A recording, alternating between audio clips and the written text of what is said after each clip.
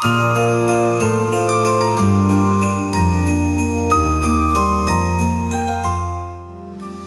you! Merry Christmas! Banter and Chill's Christmas special begins now.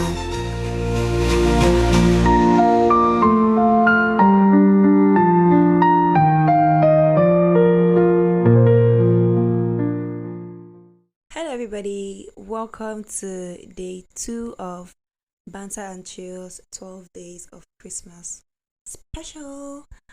Hi Key, I feel like it's very redundant of me to say that since that is basically what you hear in the intro. But at the end of the day, Rani, I realize that it's my podcast. I can do whatever I want. And you're going to listen to it. If I want to listen to 100 times, don't mind me. If I want to listen to 100 times, you can easily just, did I just say easily? I struggle every day, man, to not be an job babe. But the job keeps calling me.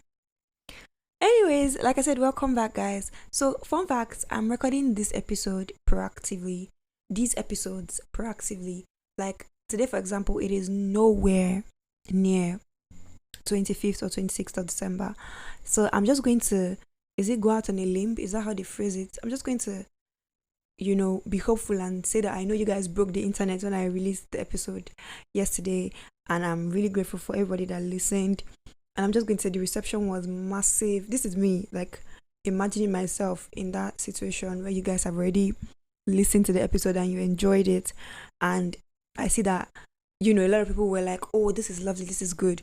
So please, even if you did not do that yesterday, as you're hearing the sound of my voice today, please go and do that so that my proactive thanks to you will not be in vain. But yeah, I want to say thank you because I definitely know that definitely my 5 listeners will listen. So I want to say a big thank you for listening, and I hope you guys like what I'm doing with the idea basically. I hope you guys like it. I hope you guys enjoy it. Anyways, that brings us to the end of the introduction, and today we're going to talk about something a bit different. So just a second pause and then we'll get into it. Alright, back to business. So today we're going to talk about, should I say, winding down, basically taking stock, because the year is coming to an end. And first things first, let me even, like I said, this is very intimate. These episodes will be intimate, just me and you can just freely think whatever you want to think, or like, I don't know. I feel like these episodes are going to be like some sort of outlet for you to maybe I'm going to liken it to a journal, but since it's a podcast, it cannot be a journal per se. But that is why I paused to ask like questions for you to, should I say, chew on, sleep on, whatever action you want to commit on the question. Please feel free. But yeah, now that the year is coming to a close, how does that make you feel? I know that's a very somewhat ridiculous question, because depending on the number of Christmases you spent on this earth, you've seen multiple years come to a close, but like, I think every year is a bit different. So how does it feel that 2024 is finally coming to an end for you? Like, it's winding down and we're getting to the end of it. Like, how do you feel about that? Personally, I don't know how I feel. Like, I feel like when the year is coming to an end, towards the end of the year, I'm almost always battling with some form of like very obvious, conspicuous emotion or the other. But this year is just chill. Everything is fine. Like, I don't think I have anything to complain about, or I don't know why I put complain first instead of me to even say maybe be thankful for. But I do have a lot of things to be thankful for. Still, I'm not ending the year. I don't feel like I'm ending the year on a note of like, oh, I'm overjoyed. I'm really excited. I'm really happy about how this year ended. But I think I'm largely indifferent to the ending of this year. But I know that it's not the same, for everybody. Some people probably feel different about it. And this is the time of the year when, as I said, people are winding down. So we're going to see the scissors merchant, Inglibo. Please, guys, I think old listeners of this podcast already know I'm on a job, so I struggle to pronounce some words. Anyways, we're going to see the scissors carriers. I'm going to say carriers and not merchants before I embarrass myself here. We're going to see the scissors carriers and those who carry machetes, and they want to start cutting people off and cutting some things off because they believe that it is that thing, that person they're cutting off that is going to help them become a better person next year. Whole time is their bad character that is stopping them. But I'm not judging though. We listen, we don't judge. Anyways, this time of the year people are cutting people off. People tend to take stock of the year, celebrate wins, cut losses, see what went wrong, what went right, assess if that situationship is worth keeping into the new year, and all of that.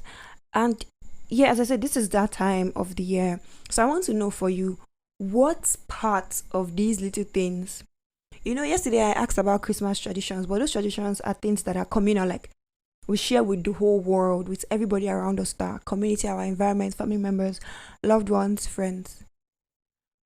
On your own, these other traditions of like cutting people off, taking stock of the year, finding out, like figuring out which of your goals you achieved, which ones you did not achieve. Is that English correct? God, please. And I study English show. Anyway, I'm not going to retake anything. Like this is a clean one shoot straight to the end. So no matter how the English be, you're not go listen to the end. But as I was saying, this is time for people to take stock, blah blah blah. So which of those things do you usually do? Is do you go over your goals for the year, see which one you achieved, which one you did not achieve? That English correct. So do you make a list of people that you're going to cut off? Do you access that situationship if now is the right time, this is finally the year that you're going to let that man, that woman go? What is your own personal Christmas or end of the year tradition that you used to wind down?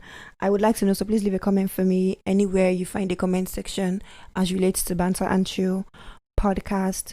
However, this time of the year is usually the time where people get holiday blues. And before I get into holiday blues, I want to say that obviously not everybody is going to relate to this experience. There's some people who are finishing the year on a high, and it's not just drugs. Although for some of you it's drugs. It's not just drugs. Some people actually, they beat their goals, beat them blue black, and if you give them extra goals, they would have beat them up too. They achieved their goals, met the KPIs, FRT, Kinikon, XYZ, LGBTQ, whatever you are meeting. Some people did that for themselves. So they are ending the year on a really positive note, feeling very fulfilled, which is a very good thing. And I want to say a big congratulations and well done to those of you who, were able to see all of your goals at the start of the year, all of your, what they call these things, resolutions at the start of the year come to fruition, because it's actually not easy. It's actually not easy to commit to commit an entire year to doing those things you set out to do at the start of the year. We see a lot of people fall back usually. So well done. However, this part of the conversation is for those who life happened and it is not exactly, they are not ending the year on a high. They are ending the year sharp, but they'll have to use their own mouth to tell you how they're ending it, because it's definitely not on a high. They are just ending. And yeah, as I said, usually at this time of the year people get holiday blues. And holiday blues for me is similar to like birthday blues. You know how around people's birthdays they usually start feeling some form of sadness, and like everywhere is bleak and like the whole world is against them. They're not moving forward. And then some people would descend into not depression per se, but a form of, but something close to that, where they're drowned in thoughts and they are basically assessing their life up to that point and trying to figure out where all the time has gone. So yeah, usually at this time of the year people deal with holiday blues that are similar to birthday blues that some people get. And when it comes to birthday blues, it's mostly because, like I said, people are taking stock of their year and they're sad. Mostly not sad per se. Some people might not be sad, but they're just not like, I don't think, it's not every time that the opposite of happiness is sadness. I might actually be trying to be revolutionary, and all I will be doing here is revolting, because what I said does not even make sense. Because the opposite of sadness is definitely happiness. But what I'm trying to say is that sometimes when people are not happy, but they're not exactly sad as well. And I think that is the best way to describe holiday blues. You're not content with how you're ending the year. And it's, as I said, it could be as a result of taking stock of the year and feeling like you didn't, all of the goals you set, everything, you probably like knocked only like one or two off the list. and the rest are still there looking at you, I want to remind you that you are not alone. Honestly, you're not alone. Life was crazy this year. A lot of things happened for a lot of people, you included. And I think my biggest advice to those who are struggling, especially with holiday blues, is that you should be kinder to yourself. I think it's enough that you are even here in this present moment, and you wake up, you woke up this morning, there's a roof over your head. That's if you have a roof over your head. Or if you're sleeping on that bridge, I'm so sorry. I do not mean for this podcast to be exclusionary. I accommodate all people, no matter where they're listening from. But I don't think that's an appropriate joke to make. I'm so sorry, guys.